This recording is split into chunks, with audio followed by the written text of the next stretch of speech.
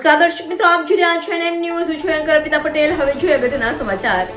Khavda national highway પર હાજીપીર ધોરડા અને ખાવડામાં કાર્યરત નમકની કંપનીઓ અને કચ્છના રણમાં સોલાર પાર્કના કામમાં ચાલતા મોટા વાહનો બેફામ રીતે દોડતા હોવાથી અને તંત્રની મીઠી નજર હોવાથી ટ્રેલર હડફેટે કચડાઈને સ્થાનિક લોકોના મૃત્યુના બનાવમાં ખૂબ જ ઉછાળો આવ્યો છે.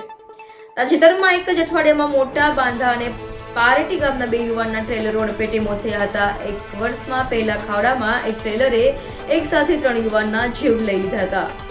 NN news Khavda. દર્શક મિત્રો, NN ન્યૂઝને લાઈક, શેર, સબસ્ક્રાઇબ કરો, બેલ આઇકન પ્રેસ કરો જેથી આપને નોટિફિકેશન્સ મળતી રહે.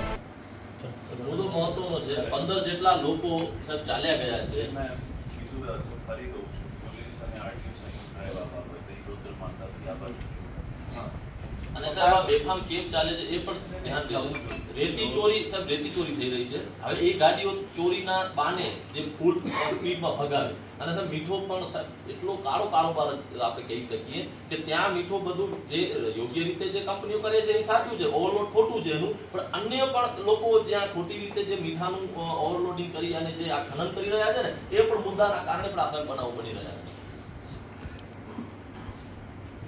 નાના છોકરાઓ કે એ ડ્રાઇવિંગ કરી રહ્યા કલેક્ટર સાહેબશ્રીની કચેરીએ એક રજૂઆત લઈને આવ્યા હતા, જેમાં ખાવડા બની પચ્છમનો જે વિસ્તાર છે એ વિસ્તારમાં આજે આપણે દુઃખ સાથે કહીએ તો 15 જેટલા આશાસ્પદ યુવાનોના અકસ્માતે મૃત્યુ થયેલા છે. સાથે સાથે બન્નીની કહેવાય ને કે કિંમતી ભેંસો જે 250 જેટલી મૃત્યુ પામે છે. એ સર્વેનો જાણે કોઈ પણ પ્રકારનો તંત્રને કોઈ દુઃખ જ નથી એવા જાણે દેખાઈ રહ્યું છે. હું ચોક્કસ અહીંથી જિલ્લા ટ્રાફિકને કહીશ કે જ્યાં મલાઈ દેખાય છે ત્યાં તમે 4 રસ્તે ઊભા રહી અને જે નાના લોકોને હેરાન પરેશાન કરતા હોવ છો, તો ખાવડા બની પચ્છમમાં જે ઓવરલોડ ચાલી રહ્યું છે, એલઈડીની લાઇટો લગાડીને જે વાહનો દોડી રહ્યા છે, દારૂ પીને પણ જે લોકો ડ્રાઈવરો ગાડી ચલાવે છે, તો પોલીસની પણ આંખ નથી ઉઘડતી. તમે જે તે જગ્યાએ જઈ અને તમારું કાર્ય મલાઈપૂર્વક લેવા માટેનું કરતા હો તો આવી જગ્યાએ જઈ અને તમે શું કામ કાર્ય નથી કરતા, એ ચોક્કસપણે તમારી એક ગંભીરતા છે.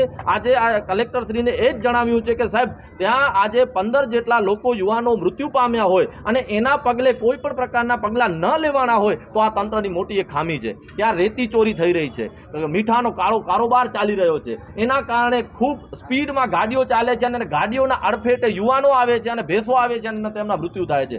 એ વિસ્તાર થોડોક શિક્ષણમાં નથી ત્યારે એ કોઈ રજૂઆત નથી કરી શકતા, તો એના કારણે પણ આજે તેઓ દુઃખી છે. એ ક્યારે પણ ચલાવી લેવામાં આવશે નહીં, એમનું પણ જીવન આવી જ રીતે આપણે સર્વે સમાન છે. તો આજે સાહેબને 7 દિવસના અલ્ટિમેટમ રૂપે આપેલું છે કે આજથી 7 દિવસ બાદ જો આ મુદ્દે કોઈ ડ્રાઈવો ચલાવવામાં નહીં આવે કે આવા લોકો ઉપર સખ્તાઈથી કોઈ પણ નક્કર પરિણામ નહીં મળે તો ચોક્કસપણે અહીં ઉભેલા દરેક આગેવાનો સાથે રાષ્ટ્રીય દંડ અધિકાર મંચ બન્ની પચ્છમના વિસ્તારના લોકો સાથે મળી અને એ રસ્તો પણ અમે બંધ કરાવી દઈશું અને જે કાયદો વ્યવસ્થા ન બગડે એની જવાબદારી આ તંત્રની રહેશે. એ ચોક્કસપણે આજે અમે કલેક્ટર સાહેબને જણાવેલું છે. સાહેબ, છેલ્લા ઘણા સમયથી રજૂઆતો ઉપર રજૂઆત થયેલી છે, છતાં પણ ખાવડા વિસ્તારના, બન્ની વિસ્તારના, ભુજથી લઈ અને ઠેઠ ખાવડાની ઇન્ડિયા બેઝ સુધી વિવિધ વિસ્તારોમાં 250 ભેંસોનું મરણ થયેલ છે. આજે તમને ખબર હશે કે બન્નીની ભેંસની શું વેલ્યુ છે. સામે 15 નવજવાન છોકરાઓનો એક્સિડન્ટ થયેલો છે અને તે બાબતે તંત્રને અવારનવાર રજૂઆતો થયેલી. છેલ્લે આક્રોશના સાથે પબ્લિકે જ્યારે ચક્કાજામ કરીને એલઈડીની લાઇટો તોડી ત્યારે તંત્રએ તે લોકોની ધરપકડ કરી, પણ જ્યાં કને નુકસાન થયું છે આજે 250 ભેંસો અને 15 માણસોનો કોઈ વેલ્યુ નહીં, એ પ્રમાણેનું વર્તન જ્યારે થતું હોય ત્યારે ના છૂટકે આજે કલેક્ટર સાહેબને અમે રૂબરૂ મુલાકાત લઈ અને જે વાત કરી, કારણ કે અહીં કને વધારે માણસો લઈ આવી અને કોઈ મતલબ નથી. એક શિયાળો છે, ગરીબ માણસો છે એ વિસ્તારના, એક તો એ લોકોની ભેંસો મરતી હોય અને સામે એ લોકોને અમે 500-700 રૂપિયા તોડાવી અહીં કને ડખો કરવા માટે ક્યાંય ઊભા નથી રાખવા આવે, કારણ કે પબ્લિક આવવાથી બિચારોની રોજીરોટીનો નુકસાન થાય છે. પબ્લિક ના આવીને અમે ફક્ત 5 થી 7 આગેવાનોએ આજે અલ્ટિમેટમ આપ્યું છે કે સાહેબ આ ચીજનો નિરાકરણ થવું જોઈએ.